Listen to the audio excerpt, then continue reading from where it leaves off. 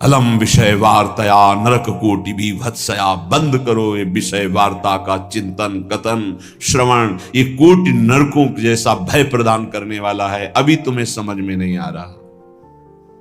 ये विषय चित्र देखना, विषय चिंतन करना, विषय क्रियाएं करना बहुत करोड़ों जन्मों में किया है। थोड़ा संयम में हो जाओ। मानव जीवन की दिव्यता, आनंद की दिव्यता, उसका अनुभव करो, परमात्मा तत्व का अनुभव करो, नहीं पछताओगे। यहां से कुछ नहीं जाना। कह रहे हैं अलम छई सुखा प्रदैर युवती पुत्रादिकैर। ये बहुत बड़ा आकर्षण है हर हृदय में काम का। विपरीत शरीरों को भोगने की प्रबल इच्छा, यही हमारी दुर्गति कराती चली आई है। इसी का आकर्षण रोकना है। यदि हृदय में यह आकर्षण बना रहा, काम सुख के भोग के लिए विपरीत शरीरों के आकर्षण, शरीरों को भोग करके आनंद की अनुभूति करने की इच्छा, ये दुर्गति करा देती है। दुर्गति ये ऐसा दलदल है, इस दलदल में प्रथम बार जब से उतरे आज तक नहीं निकल पाए। धसता ही चला गया जो इस काम भोग रूपी दलदल में गिरा। इसलिए कह रहे अलम क्षयम सुख, नाशवान चिंता शोक प्रदान करने वाले इस सुखाकर्षण से बचो। जो शरीराकर्षण, इससे बचो, नष्ट हो जाओगे। तुम्हारे जीवनी शक्ति एक सीमित है। अभी यौवन अवस्था है, नष्ट कर लो, फिर किसी काम के नहीं रहोगे। ना भगवत चिंतन ना शरीर चिंतन का रह जाएगा। केवल शोक चिंतन, चिंता, भय और केवल नाना प्रकार की भयावह कल्पनाएं। बस संयम से नहीं चलोगे, धर्म से नहीं चलोगे तो कोई सुख तुम्हें कभी सुख प्रदान ही नहीं कर पाएगा। धर्मात्मा पुरुष धर्म पूर्वक जब सुख का सेवन करता है तो सुख उसे विरति प्रदान करता है, वैराग्य प्रदान करता है, फिर वो अनुराग के मार्ग में चल पाता है। इसलिए कह रहे कि ये क्षय नाशवान सुख है। अक्षय परमात्म सुख की तरफ बढ़ने के लिए तुम्हें मानव देह मिला था, लेकिन प्रदैर युवती, मुस्कुराहट, रूपाशक्ति, मृदु भाषण, नाना प्रकार की विलासिता, इसने तुम्हारे मन का अपहरण कर लिया है। बचाओ अपने मन को और मनमोहन की तरफ लगाओ, प्रभु की तरफ लगाओ। मान लो इन महापुरुषों की बात, आज तक कभी कोई तृप्त नहीं हुआ। कोई भी शरीर भोगों से अतृप्त होकर ही मरा और अगले जन्म फिर उन्हीं भोगों में लगा। बहुत सावधान। यदि बात समझ में आ जाएगी तो निहाल हो जाओगे, नहीं समझ में आएगी तो कभी पछताओगे इस बात को सोचकर।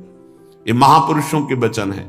धर्म पूर्वक भजन करते हुए यदि भोगों का सेवन करोगे तो वैराग्य हो जाएगा और भगवान के चरणों में अनुराग के मार्ग में चल पड़ोगे, गृहस्थ हो या विरक्त। अधर्म पूर्वक विषयों का सेवन करोगे, मलिन अंतःकरण, रागी अंतःकरण, हिंसक स्वभाव, क्रूर स्वभाव, ससुख वांछा, आसुरी स्वभाव वाला बन जाएगा, जीवन नष्ट हो जाएगा। श्रीपाद कह रहे हैं वित्तादिकैर, धन के द्वारा भोगों को संग्रह करके भोगने की इच्छा, ये महान पापाचरण कराती है। अवस्था हो गई है भोग त्याग कर भजन करने की, फिर भी रुपए के बल से भोग भोगने की प्रबल आकांक्षा। खरीद के भोगेंगे, भोग लो, पैसा है। अभी पुण्य के द्वारा, पूर्व पुण्य के द्वारा तुम्हारे पास जो श्री है, लक्ष्मी है, उसका दुरुपयोग कर लो। दुरुपयोग, चार भूखों को भोजन पवा देते उसी पैसे से तो तुम्हारी सदगति का कारण बनता। लेकिन चार भूखों से पैसे छीन कर अपनी वासना की पूर्ति में लगा दिया, वो तुम्हारे सर्वनाश का कारण बन जाएगी। किसी को भी बाहुल्यता भोगों की मिलती, संपत्ति की मिलती तो उसके भोग के लिए नहीं, समाज सेवा के लिए मिलती है। तुम्हारा जितना खर्चा है कम से कम खर्चा करके काम चलाओ और तुम्हारे पास जो अधिक संपत्ति है वो दूसरों की सेवा में लगाओ, बीमार की सेवा में लगाओ, असहाय की सेवा में लगाओ, भूखों की सेवा में लगाओ, पशु पक्षियों की सेवा में लगाओ, तो धर्म बन जाएगा। और ये धर्मो रक्षति रक्षिता, ये दुर्गति से तुम्हारे धर्म रक्षा कर लेगा। लेकिन जिनके पास धन बढ़ता है उनके पास दोष बढ़ जाता है, मदिरा पान करना, पैसे के बल से व्यभिचार करना, पैसे के घमंड में आकर दूसरे की जीवों की हत्या कराना, मांस खाना, नाना प्रकार के छल कपट द्वारा पैसा, ये महान नरक की प्राप्ति कराता है, घोर दुर्गति होती है। इसलिए कह रहे वित्तादि बचो, बचो, अधर्म के धन से बचो। ये बहुत प्यारा दिखाई देता है लेकिन तुम्हारा सर्वनाश कर देगा। अगर 1 रुपया धर्म का आ जाए तो बुद्धि भ्रष्ट होना शुरू हो जाती है, फिर तुम बड़ी बड़ी संपत्तियां छल कपट से एकत्रित करोगे, तुम्हारी दुर्दशा क्या होगी। श्रीपाद कह रहे हैं विमुक्ति कथ याप्यलम मम नमो विकुंठ श्रेय। जो ऐसे आचरण करते हैं मुक्ति की चर्चा उनके लिए बेकार है। ममता रत सन ज्ञान कहानी, अति लोभी सन विरति बखानी, कामी समझिम हरि कथा, ऊसर बीज बय फल दशा। जैसे ऊसर भूमि में बीज फेंक दो बेकार चला जाएगा, ऐसे कामी पुरुष से भगवान के अनुराग की बात करो, ममता रत से ज्ञान की बातें करो, लोभी से वैराग्य की बातें करो, बोले सब बेकार हो जाती है। इसलिए बेकार हो जाती है कि उनके हृदय में इतनी मलिनता को समझ ही नहीं पाएंगे। श्रीपाद कह रहे यद्यपि हम चर्चा कर रहे हैं कि अलम छई सुख प्रदैर युवती पुत्र वित्तादिकैर, पर फिर भी ये चर्चा बेकार है, क्योंकि ऐसे भोगी पुरुषों को चर्चा विमुक्ति की, मोक्ष की, परमार्थ पथ की समझ में ही नहीं आएगी। फिर भी हमारी प्रार्थना है कि आप समझने की चेष्टा करें। ये तुम्हारी संपत्ति, ऐश्वर्य, पुत्र, वित्त, स्त्री, परिवार, संबंधी, ये सब एक दिन तुम्हें छोड़ देंगे। तुम्हें अकेला यहां से जाना होगा। तुम्हारे पाप कमाए हुए और पुण्य कमाए हुए वही दोनों साथ जाएंगे। और यदि भजन कर लिया तो पाप पुण्य दोनों को विध्वंस करके वो भगवत प्राप्ति करा देंगे। शुभ शुभ दुर्ग विध्वंस बल तब जयति जयति जग उच्चरे। जो श्री धाम वृंदावन के प्रेम का पिपासु हो, वैकुंठ के भी वैभव की तरफ आंख उठा के नहीं देखता। कथयाप्यलम मम नमो विकुंठ श्रेय, नमस्कार है वैकुंठ को, लेकिन मुझे उसके श्रेय, उसके वैभव से कोई मतलब नहीं। परम तु ही भवे भवे भवतु वार्षभाण्यथ, वृषभानु की पुत्री श्री लाडली जू किशोरी जू, परंतु मेरा मन श्री किशोरी जू के चरणारविंद में, जहां ब्रजेंद्र नंदन श्री लालजू महाराज मुकुट झुकाए हुए हैं, रसघन मोहन मूर्तिम विचित्र केलि महोत्सवोल्लसितम, राधा चरण विलोडित रुचिर शिखंडम हरिम वंदे। मैं श्री किशोरी जू महारानी जू के चरणों की उपासना करता हूं, जिनके चरणों में ब्रजेंद्र नंदन मोर मुकुटधारी स्वयं लालजू महाराज सर झुकाए हुए हैं। वही वृंदावन मेरा जन्म जन्म की आकांक्षा है, वही मेरा सर्वस्व वृंदावन है, जहां मेरी प्यारी जू और प्यारे जू विराजमान हैं। मुझे नहीं चाहिए वैकुंठ न वैकुंठ का वैभव। अब भी समय है। उपासक यदि आर्त भाव से भगवान से प्रार्थना करे तो प्रार्थना से बहुत जल्दी परिवर्तन होता है। भगवान सत हैं, चिदानंद हैं, प्रेमानंद हैं, करुणामय हैं, और एक भगवान का नाम है भक्ता अनुग्रह कारिणो। जो उनसे प्रार्थना करता है उस पर अनुग्रह कर देते, लेकिन प्रार्थना वही सुनी जाती है जो आर्त भाव हृदय से होती है। सच्ची मानना, तुरंत परिवर्तन देखा गया है। ये हम अपने जीवन की सैकड़ों बार की बात कह रहे हैं। जब कभी ऐसा आया है और प्रार्थना हुई है, मिनट पूरा होना मुश्किल हुआ है और उस प्रार्थना का उत्तर तत्काल मिल गया है। एक बार तो बस प्रार्थना करके हटे कि वह तुरंत उत्तर आ गया, वो ऐसे से ऐसा, अच्छा अच्छा, तत्काल तत्काल। बस अंतर ये होता है कि हम हृदय से प्रार्थना नहीं कर पाते। हमारी प्रार्थना कपट जाल से युक्त होती, इसलिए प्रभु मोहि कपट छल छिद्र न भावा। सच्चिदानंद रूपाय भक्तानुग्रह कारिणो, माया निर्मित विश्वाय महेशाय नमो नमः। हे नाथ, आप सच्चिदानंद में हैं, सच्चिद आनंद में। तात्पर्य, हम आपको कुछ दे सकें ऐसी सामर्थ्य नहीं। सच्चिदानंद को ये पार्थिव जो मायाकृत पदार्थ हैं, भोग सामग्री, ये भ्रम हटा दीजिए। हमने कई बार प्रार्थना किया है, ये केवल हमारे भावों को प्रकट करता है, इसलिए वस्तु सामग्री का महत्व है। अगर भाव नहीं है तो कोई वस्तु सामग्री का महत्व नहीं। आप 100 कुंतल सोना चढ़ा दो, हमारे प्रभु के लिए कुछ नहीं है। कई बार आपको बताया है, समुद्र को रत्नगर्भा, पृथ्वी को रत्नगर्भा कहा गया है। ऐसे ऐसे पहाड़ हैं जो 4-4 लाख योजन के सोने के हैं, और वो सब मायाकृत है। आप देवलोक को जाइए, वहां स्वर्णिम भवन बने हुए हैं देव गंधर्व अप्सराओं के। अमरावतीपुरी कैसी बनी हुई है, पढ़ करके महाभारत में देखिए कैसी देवराज इंद्र की सभा है, कैसी वरुण जी की सभा है, कैसी लोकपाल अग्नि की, वायुदेव की, होश उड़ जाएंगे। और ये सब मायाकृत है। ऐसे प्रभु को हम क्या दे सकते हैं? और ऐसे प्रभु को जब रोते हुए भाव से किसी ने पत्र अर्पित किया तो बिक गए एक पत्र में। पत्रम पुष्पम फलम तोयम। हे सच्चिदानंद प्रभु, आपके एक संकल्प से संपूर्ण सृष्टि प्रकट हुई है। ये प्रार्थना, मैं नीच आपको क्या दे सकता हूं नाथ? मेरे पास तो जो कुछ है वो सब आपका दिया हुआ है। शब्दों को देखिएगा, हे नाथ, मेरे पास जो कुछ है वो तो आपका दिया हुआ है। आपके एक संकल्प से संपूर्ण सृष्टि हुई है। नाथ, मैं आपको क्या दे सकता हूं प्रसन्न करने के लिए? आप मुझ पे अपनी तरफ से, अपनी कृपा से प्रसन्न हो। जब मैं शरीर की तरफ देखता हूं, रोगा हरंति सततम प्रबला शरीरम कामादयोप्यनुदिनं प्रदहन्ति चित्तम मृत्युश्च नृत्यति सदा कलयन् दिनानि तस्मात् त्वमद्य शरणं मम दीन बंधो। अब अगर हम विचार करें शरीर के लिए, तो नाथ, शरीर में कोई न कोई परेशानी बनी रहती। रोगाहरंति सततम प्रबला शरीरम, ये प्रबल रोग शरीर को छीन कर रहे हैं। High blood pressure, low blood pressure, sugar, ये वो।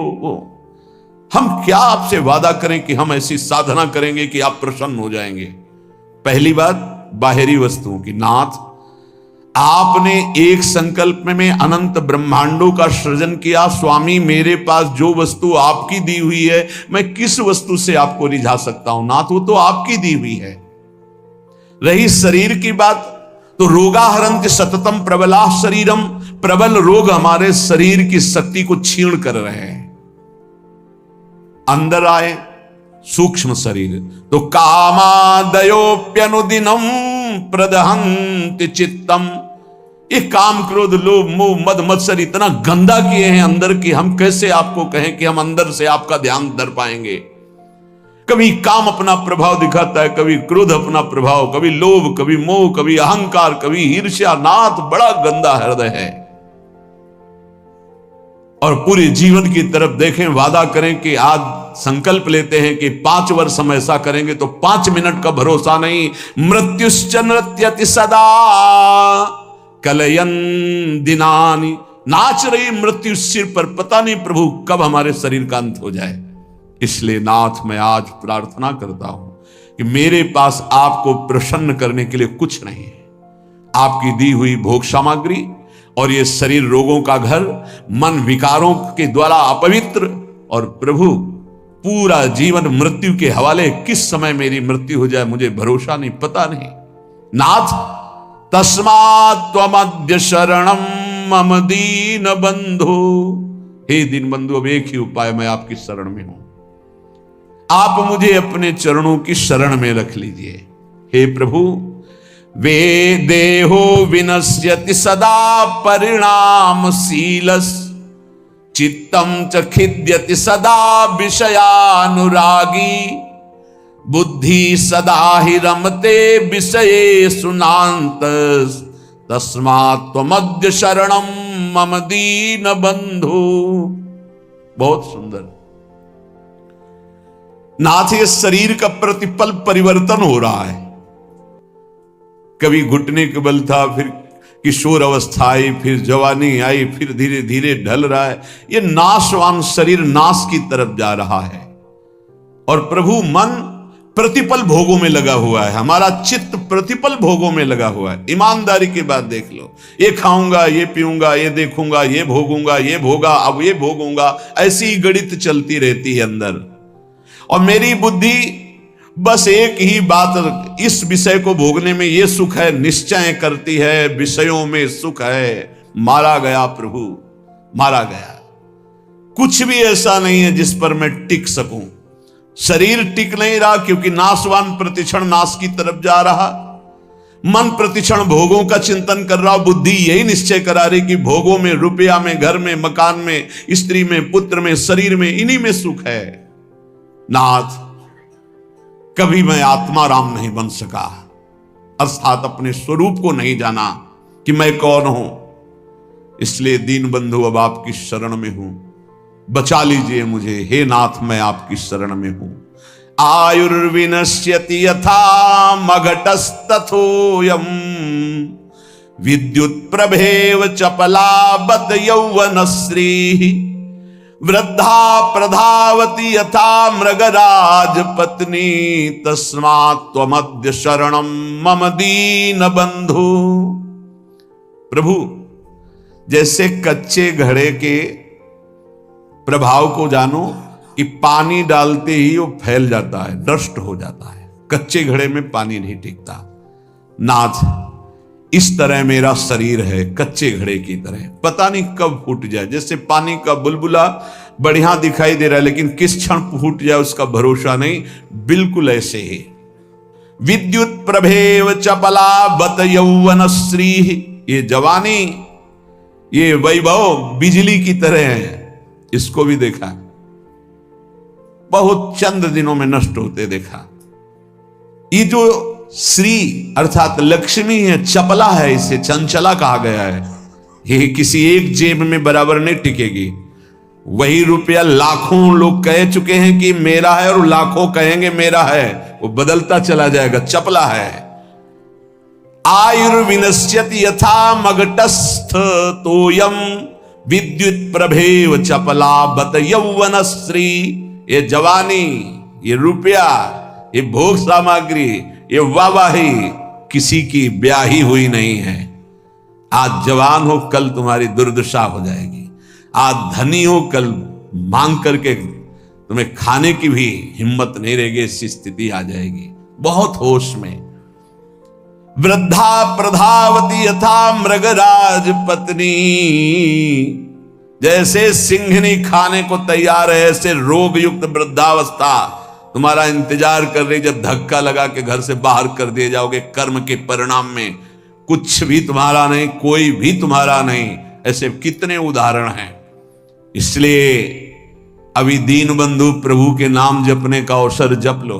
अभी प्रभु की शरण में हो जाओ, तुम्हारा मंगल हो जाएगा। इस पर भरोसा मत करो। जब घटनाएं सुनते हैं तो लगता है कि लोगों को सीख लेनी चाहिए।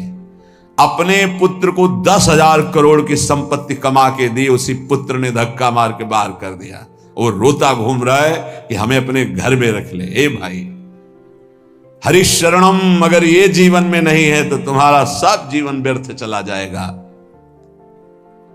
आयाद व्ययो मम भवत्यधिको अविनीते कामादयो हि बलिनो निबला समाद्या मृत्युर्यदा तुदति मां बत किं बदेयम।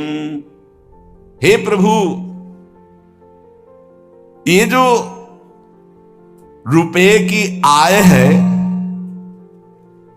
ये जीव को पागल बना देती है, धर्म से भ्रष्ट कर देती है। ये भी देखा है, जितना अधिक रुपया आएगा उतनी बुद्धि भ्रष्ट होती चली जाएगी। रुपये का सदुपयोग कोई महाभागवत कर पाता है नहीं। रुपया बहुत बुरी तरह कर्म बिगाड़ देता है। जहां रुपया बढ़ा तो फिर कर्म बिगाड़ देता है। कुछ नहीं, भारी प्रमाद। ये जो आप लोग बैठकर सत्संग सुन रहे हैं, बड़ी भगवत कृपा है जो आप यहां आकर के सत्संग सुन रहे हैं। भगवत कृपा। संसारियों को भगवत चर्चा सुनने की ना प्रेरणा होती है, ना इच्छा होती है, ना समय दिया जाता है। और जिसे सत्संग नहीं मिला जीवन में, उसका जीवन कूड़ा बना रहता है। गंदे आचरण, गंदा खाना पीना, गंदा व्यवहार। भगवत प्राप्ति करना है, भजन करना है, ऐसा कहीं चिंतन ही नहीं है, कहीं चिंतन नहीं। बस कमाना, ये सत्य है संसार, ऐसा भाव, कमाना है, मकान बढ़िया बन जाए, रुपया बैंक बैलेंस हो, अमुक कार्य सोचते सोचते मर गया, फिर अगला जन्म हुआ, फिर यही सोच, कब तक चलता रहेगा। आयाद व्ययो मम भवत्यधिको विनीते। और जब आय अधिक होने लगती है और बुद्धि व्यभिचारी हो जाती है, धर्म से अधर्म की तरफ जाने लगती है, तो फिर उसका व्यय गंदे तरीके से होता है, गंदे तरीके से। जो धर्मात्मा पुरुष होते हैं उनका धन बहुत अच्छी तरीके से, सो धन धन्य प्रथम गति जाकी, क्या अस्पताल खुलवा दिया निशुल्क, बढ़िया दवा, बढ़िया डॉक्टर, और जो असहाय गरीब है फ्री दवा उनकी, भोजनालय निशुल्क, किसी भी तरह का कोई छल कपट नहीं, जो रूखा सूखा सब फ्री पवार। ये धन का सदुपयोग। गौ सेवा, लाखों गौओं का, पशु पक्षियों का पोषण हो रहा है। ये विद्यालय खुलवा दिया, निशुल्क विद्यालय, फीस डॉक्टरों की, मास्टरों की, जो भी जैसे, वो सब अलग अपनी तरफ से, औषधालय, विद्यालय, ये सब वो धर्मात्मा पुरुष का ऐसे खर्चा होता है। अधर्मी का खूब शराब पी रहे हैं, व्यभिचार कर रहे हैं, कितने रुपए लगे आज के नाच में, इतने लगे पार्टी में, अस्पताल खुलवा देते तो पूरे तुम्हारा परिवार का कल्याण हो जाता, कितना लाभ मिलता। जो धनाभिमानी हैं उनके द्वारा धन का सदुपयोग नहीं होता, जो भगवत चरणारविंद के आश्रित है उनका सदुपयोग होता है। बोले प्रभु, अधिक आय होने पर धन का व्यय गलत तरीके से होने लगता है। नाथ, उसका प्रभाव यह हुआ कि काम आदि दोष बहुत बढ़ जाते हैं, बहुत बढ़ जाते हैं। कामादयो ही बलिनो निवला समाद्या, इतना निर्बल कर देता है कि वो बुद्धि से निश्चय ही नहीं कर पाता कि ऐसा करना चाहिए कि नहीं, वो ना करने योग्य व्यभिचार करता है। कामाद्या ही बलिनो निवला समाद्या, मृत्यु यदा तुदति माम बत किम बदेयम। क्या कहूं प्रभु, इतना निर्बल कर दिया काम ने कि अब अपने को रोक नहीं पाता हो। अब तो मृत्यु का दंड मिलेगा और नरक की दुर्गति भोगनी पड़ेगी। नाथ, अब तो आप संभाल लीजिए, आपकी मैं शरण में। एक ही उपाय है, तस्मात्, अब एक उपाय है, आपकी शरण में हूं दीन बंधु, आप स्वीकार कर लो। दीन बंधु, हे भगवान, तप्तम तपो नहीं कदापि मयेह तन्वा, वाण्या तथा नहीं कदापि तपश्च तप्तम, मिथ्या विभाषण परेण न मानसं हि, तस्मात् त्वमद्य शरणं मम दीन बंधु।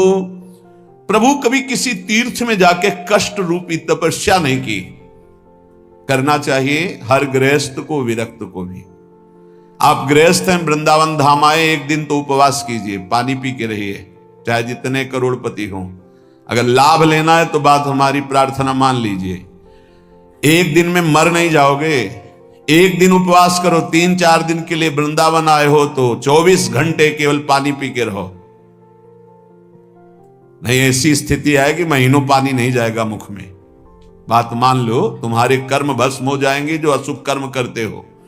वृंदावन आओ, हरिद्वार जाओ, काशी जाओ, तीर्थ यातन करो अवश्य करो, जिससे तुम्हारी मलिनताएं नष्ट होंगी, लेकिन होटलबाजी मत करो, तीर्थों में जाकर के पिकनिक मत मनाओ, गंदे आचरण मत करो तीर्थों में। नहीं, पुरखा भी जो तुम्हारे कुछ ऊंचे होंगे ना, वो नरक चले जाएंगे। 21 पीढ़ियां तरती तो 21 पीढ़ियां नरक भी जाती है।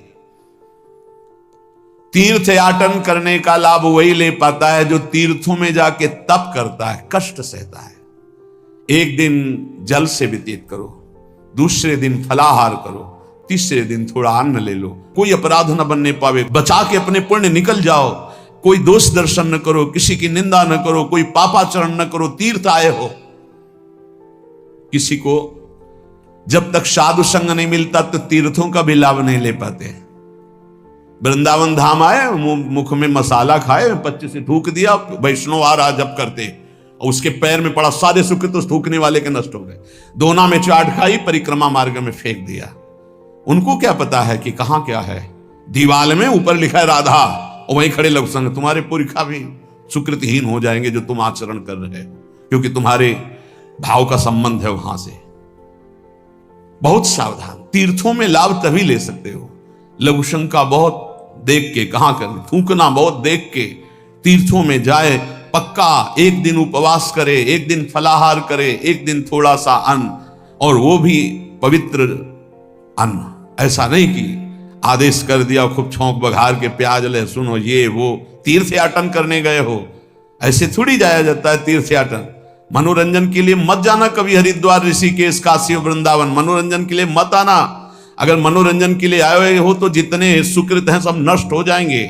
यहाँ का होटल लिया और वही सब करते हैं जो बंबई कलकत्ता में करते हैं। बंबई कलकत्ता नहीं है, ये नित्य विहार स्थली प्रिया प्रीतम के। एक सुकृत करोड़ों सुकृत के बराबर, और एक पाप करोड़ों पाप से भी भारी पड़ेगा यहाँ, इसलिए होश में। तो कह रहे प्रभु तप्तम तपो नहीं कदापि मयेह तन्वा, इस शरीर को कभी तपस्या के द्वारा कष्ट नहीं दिया, तीर्थों में जाके देना चाहिए कष्ट। माघ में देखो ना, बड़े बड़े सुकृतशाली वहां जाते हैं, पांडाल खोलते, संत महात्माओं का वास कराते, भोजन कराते और 3 बार नहाते हैं। माह महीने में गंगा जी का नहाना भारी तपस्या है। ऐसे एक डुबकी लगाओ तो लगता है सर है कि नहीं है, कुछ पता ही नहीं चलता, इतना ठंडा चल रही वायु। हाँ, गीजर में नहाने वाले गंगा जी में कब डुबकी मार पाएंगे। तो तीर्थों में जाते हैं, 8 बजे वहां से उठे हो, गीजर से नहा धो के पान वान खा के बाहर, ऐसे तीर्थ नहीं होते। 3 बजे तड़के जाओ, गंगा स्नान करो, बैठो भजन में, माला चलाओ। 3 दिन 4 दिन जो वृंदावन वास, तीर्थराज, प्रयागवास, काशीवास, ये कठोर तप पूर्वक किया जाता है। पर प्रभु कभी ऐसा नहीं हुआ। दीन बंधु और वाण्या तथा नहीं कदापि तपश्च तप्तम, वाणी का कभी तप नहीं किया। शरीर का ये तप है तीर्थयाग, और वाणी का तप 2 घंटे 3 घंटे बैठ गए, खूब नाम कीर्तन किया, राधा राधा राधा। नाम कीर्तन में मन बड़े पुण्यात्मा पुरुष का लगता है। और नाम संकीर्तनम यस्य सर्व पाप प्रणाशनम, समस्त पापों को विध्वंस कर देता है नाम कीर्तन। तो वाण्या तथा नहीं कदापि तपश्च तप्तम, नाथ कभी शरीर से तो तप तीर्थों में किया नहीं, वाणी से कभी नाम कीर्तन का तप नहीं किया। पूरी चतुरासी जी गा लिए, सुधा निधि गा लिए, यमुना के तट पर बैठ करके आए 2-4 दिन के लिए, और परिक्रमा लगाए, नाम कीर्तन में बैठे, नाम कीर्तन किया, ये कभी तप नहीं किया। मिथ्याभिभाषण परेण, जबान से झूठ बोलना, गाली देना, निंदा करना, पापाचरण करना, प्रभु शरीर से पाप, वाणी से, और मानसम ही, और मन से प्रभु पूछो मत, मन तो सदैव पाप ही सोचता रहता है। तस्मात् मध्य शरणम मम दीन बंधो, हे दीन बंधु ऐसे मुझ नीच को अपनी शरण में रख लो।